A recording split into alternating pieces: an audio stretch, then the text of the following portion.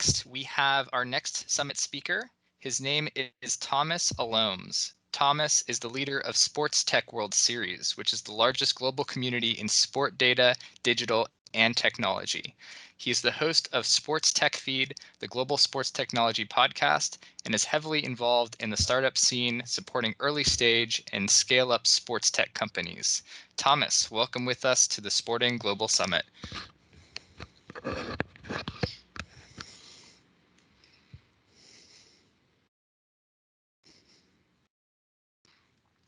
And you're on mute there, Thomas.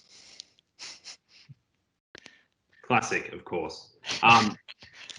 Hello, welcome everyone. Thank you for the presentation that just proceeded. We do a bit of work with GSIC as well. They're a fantastic organisation and a great resource for startups and founders looking to, grow their technology around the world. So nothing but good things to say about that.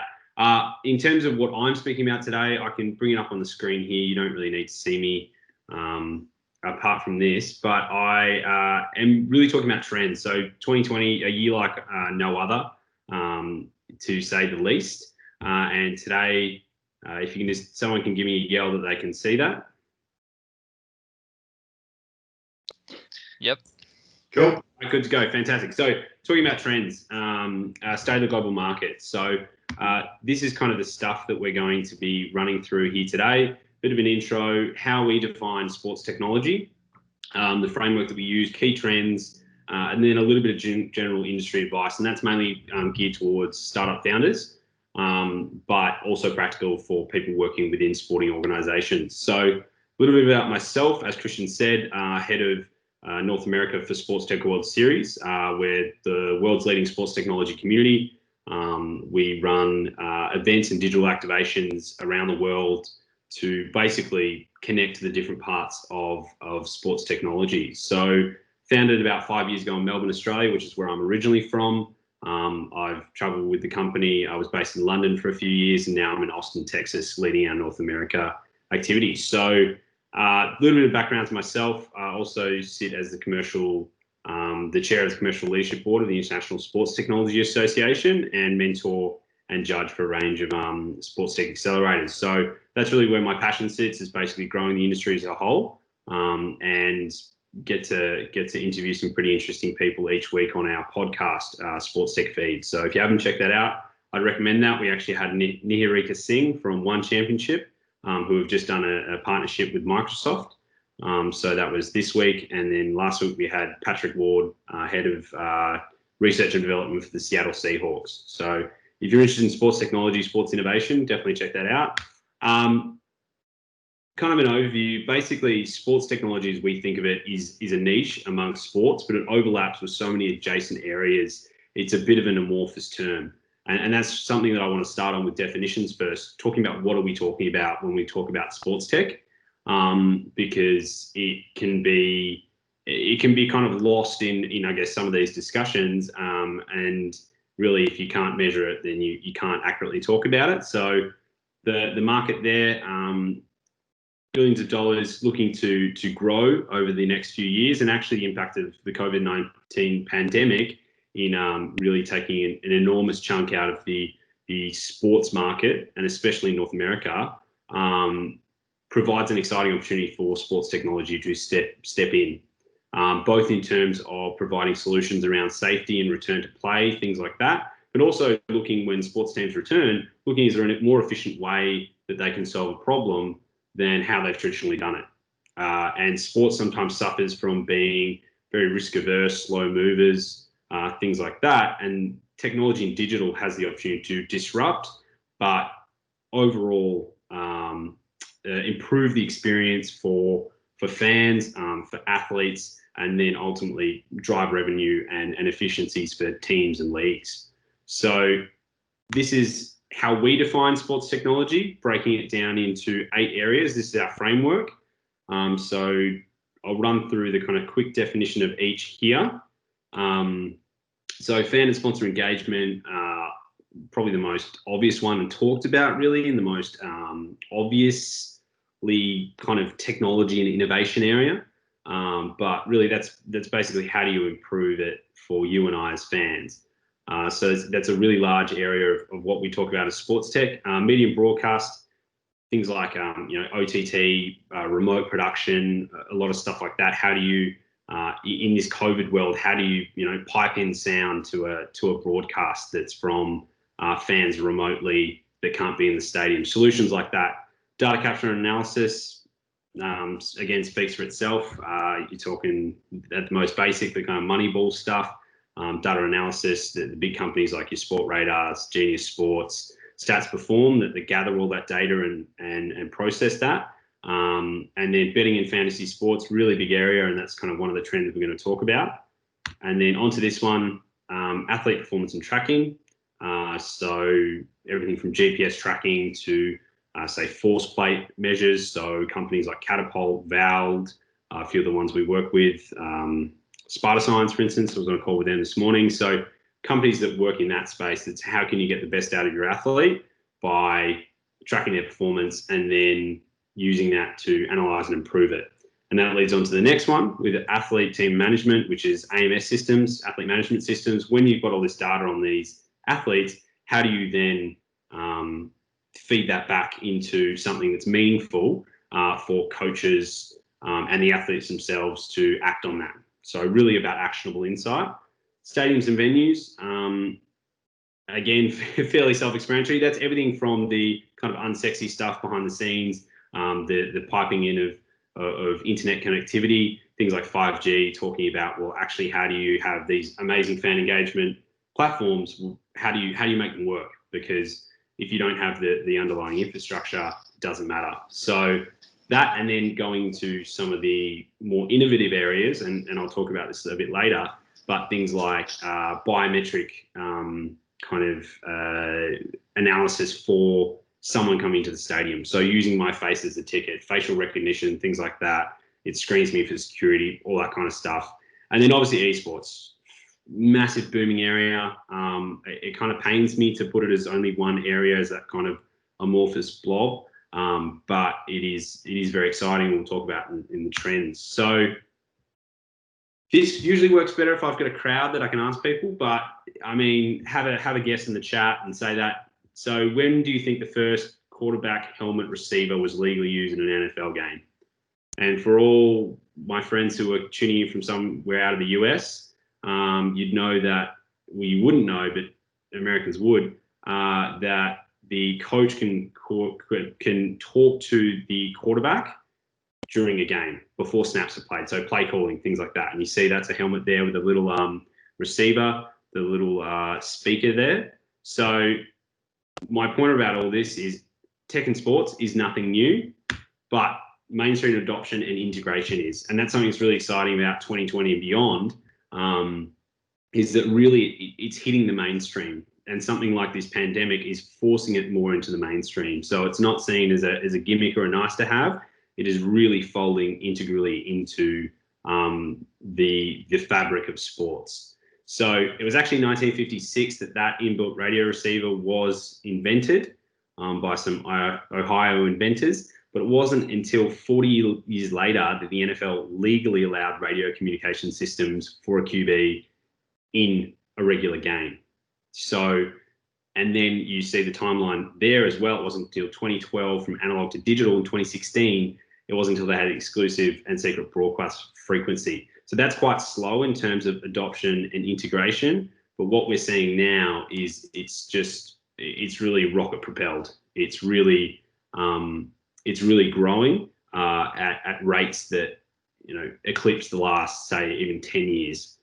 So these are the trends I'm going to be talking about. I chose that image because I think it sums up 2020. Basically, run the ball, try not to get hit. So these are the kind of the main 6 areas that I'll be speaking about. These aren't in any particular order. These are just things that are defined as trends in the industry. I will point out that they do feed into each other in the same way that we have our framework feeds into different areas. So you could have something that's in stadiums and venues, but also it feeds into fan and sponsor engagement. So they do kind of bleed into each other. So it's not trying to look at these as silos, but looking at this as a whole snapshot of what has this year meant for sports technology. So one of the biggest, home fitness and remote training. So what I mean by that is COVID-19 locking people down, not allowed to leave either your house, your neighborhood, whatever that is, forcing it in basically the most that we've ever seen in the history of the world in terms of locking people down like that. But the difference is you have all these solutions that have been developed to enable people to train remotely. And that's both for pro athletes, that's for the average Joes, Josephines, and then existing fitness tracking devices have really been accelerated there. So some of the investments that are of note will be Lululemon, the sportswear kind of expensive yoga pant company, acquiring Mirror, which is in that photo there, a home training tool for $500 million. Peloton increasing their revenue. Hydro, also a competitor, Peloton in that home fitness space, raising money there. Aura, which is the tracking sleep and health tracking ring, was used as part of the NBA's restart, and really all of those growing and raising quite a lot of money.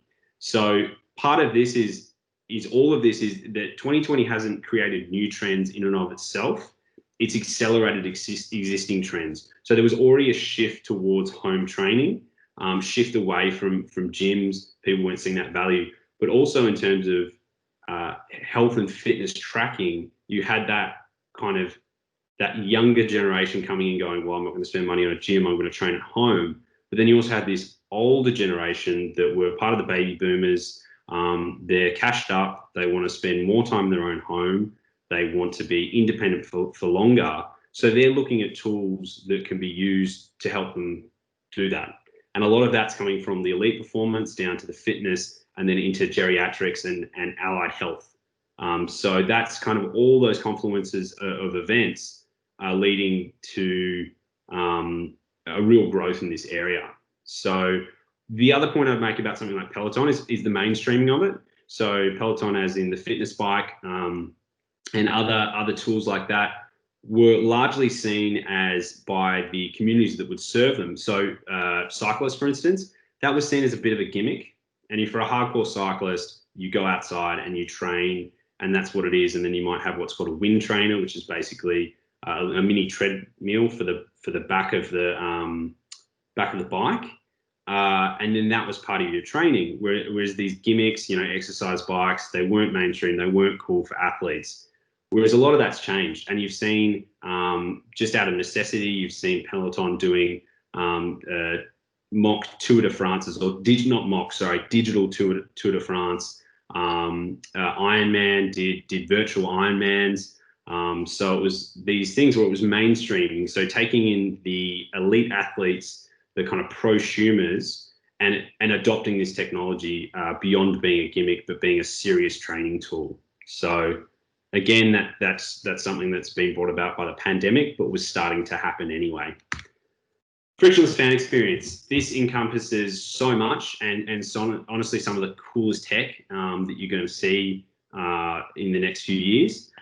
So that quote is from a recent interview I did with Andrew Shannon, Director of Emerging Technology for A&B Sports and Entertainment. If you're not familiar with A&B Sports and Entertainment, they are the owners and operators of Mercedes-Benz Stadium, the Atlanta Falcons, and Atlanta United FC.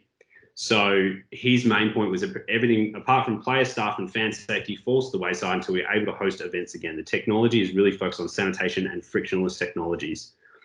So all these kind of value-add fan engagement tools, when you have people in a stadium, have really kind of taken a back seat or being repurposed to how do you actually safely get fans into a stadium. And again, not new trends, not new technology, but just the investment and the adoption has accelerated. So things like cashless, touchless experience, virtual ticketing. So all of that was about targeting the fan experience. No one wants to stand in a queue. It's boring, it's frustrating. You're really not engaging with the game or what you're there to do. Cash is slow, so is physical tickets. So that was the motivation for implementing these technologies, was efficiencies in that area. Now you have a global pandemic where it is a health priority. You have to have people socially distanced. You can't have people congregating in the areas. You can't have a filthy bit of paper, otherwise known as money, and a ticket that you hand to your staff. So protecting your staff as well as your fans. So these same technology tools that were about really a kind of nice to have, this would be cool, have really taken on this basically integral role in bringing fans safely back. So the next level beyond that is things like blockchain. An example is Johan Cruyff Arena in Amsterdam, very innovative stadium. And they're looking at a solution with blockchain, which they trialed last year. And it was basically that your ticket was on the blockchain, it was on an app, and to stop ticket scalpers, when you got close to the stadium at a certain time, the beacon would be in your phone and then your ticket would become active. So it stops people scalping tickets and saying, I'm going to sell this to you and sell it on. So it's cool little technology solutions like that that can be used. And then a big one is biometric data screening. So retina scans, facial recognition, fingerprints was also in there. So that's a little bit big brother, and there are concerns about that, about the security of your data for teams. But really, I see that becoming a lot more mainstream once people actually experience it, because the fan experience and this frictionless fan experience of being able to walk up to a stadium, my facial recognition, I kind of go into the security scanning. I don't have to get wandered or patted down or whatever that is. I know where my ticket is. I know where my seat is. I go there. I can walk into my seat. Again, it's just removing these barriers and these gates, because that ingress into the stadium is one of the most frustrating parts for a fan. And then I want to go buy some food. I can order that on my phone or an app, and then walk in, and again, facial recognition, that's how I pay for it. It's my wallet. It really smooths over that whole experience. So LAFC, kind of one of the pioneers in that space. LA Dodgers are also looking at some of the stuff in that area. They're ones I can speak publicly about. I could probably tell you about another 15 teams across North America that have invested time and money into that. I'm not going to do that in a public forum though, because again, there's concerns about what that means for the security of the data and for fans. But I really see it changing. And in the same way that 9/11 changed the experience of air travel and also stadiums and security, I really see COVID-19 having a similarly disruptive effect, but also technology stepping in to help with that transition. So esports and virtual sports, as I said, kind of lumping it into one thing seems selling it short a little bit, but this is kind of as much as I can cover in the time I've got. So a few of the numbers there. Twitch, which is the leading live streaming platform. So they went from 982 million hours watched in February to over 1.1 billion hours in March, which is obviously when the pandemic started to emerge in the US. So a 20% increase. And you look at the same time, the top right there, the ESPN web traffic kind of went straight down because they didn't have live content. They did kind of claw it back with things like the Last Dance and stuff like that, but really it was esports that is having its moment in the sun and continuing to increase. And it's very hard to compare like in terms of traditional sports and esports. Again, traditional sports is it's just such a different model to esports. But one example is the first virtual draft, 15.6 million viewers on the opening night. On the same night, you had 12.3 concurrent players, and by concurrent players I mean people actually in the game participating live in the Travis Scott astronomical Fortnite event. If you don't know what that is, basically it was Travis Scott, the rapper, did a live event concert inside the game of Fortnite. And that 12.3 concurrent players doesn't take into account anyone that watched along on Twitch, YouTube, whatever other platform, social media, wherever it was. So you can see that there's different audiences, but also there is still a real passion within that. And I'd say that's in gaming as distinct from esports. Esports is professionals competing in the same way that gaming is playing a game of pickup basketball, whereas esports as a professional kind of expression of this gaming world is like the NBA playoffs. So another thing that's grown out of this is virtual sports, and the distinction between esports and virtual sports is replicating the sport in a virtual setting. So something like the F1 Esports Virtual Grand Prix, you have people that compete in the game in esports, but then this virtual Grand Prix was actually taking some of the races from F1, the actual drivers, and having them compete alongside celebrities, the esports athletes, streamers, things like that. And it was really interesting because motorsports is one of the few things that you can replicate relatively realistically in a virtual setting, because you can set up, the screens wrapping around, you can set up, you actually have a steering wheel, you've got pedals, and the graphics are good enough that it feels fairly close.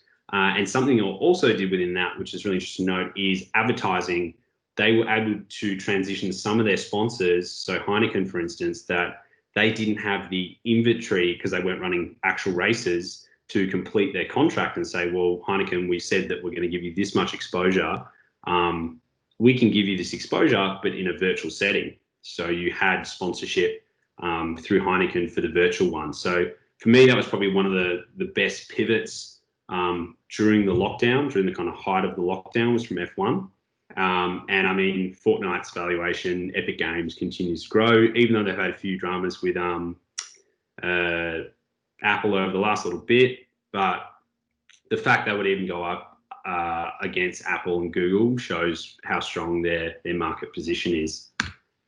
So personalization and D2C, and I'm sure everyone from GSIC will be happy with this because I'm calling out Microsoft specifically for this. So Microsoft's doing some really innovative partnerships with the NBA and a few other organizations. One championship was one of the ones referenced earlier. So basically, the way that fans have evolved in terms of their expectations is they want to watch what they want, how they want, when they want.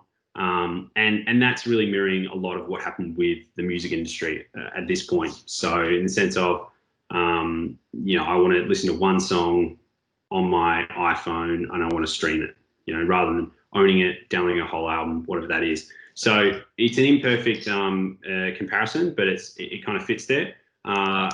Thomas, can we take some time for questions here? If that's all right. Can you let me wrap up? 2 minutes. Okay, we got 5 minutes left in the session. Yeah, 5 minutes. All right. Well, I'll blast through.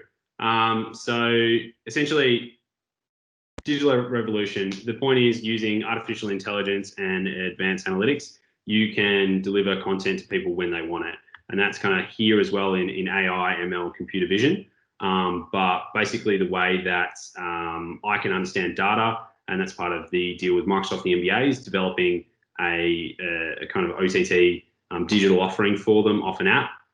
So if I'm following, I'm following LeBron, I'm a fan of LeBron, but I also go for the Dallas Mavericks. So it will know to deliver me highlights of LeBron as well as the Mavs. So things like that, where I don't have to sit through a whole game of LeBron, I can just get the highlights. It's really, it's meeting the fan where they are in terms of their expectations. So same with artificial intelligence, machine learning, computer vision. That's from Second Spectrum. It's training a computer to do what a human can and doing it efficiently. So saying, well, how many rebounds, assists, whatever else, computer just watches the match and automatically gathers that data. Then that can be in real time turned into graphics as it is here. It can be turned into stats and then feeding that back. So that has massive applications for sports betting. The US is continuing to open up sports betting. The fact that DraftKings did an IPO by a special acquisition company in the middle of the pandemic is pretty big.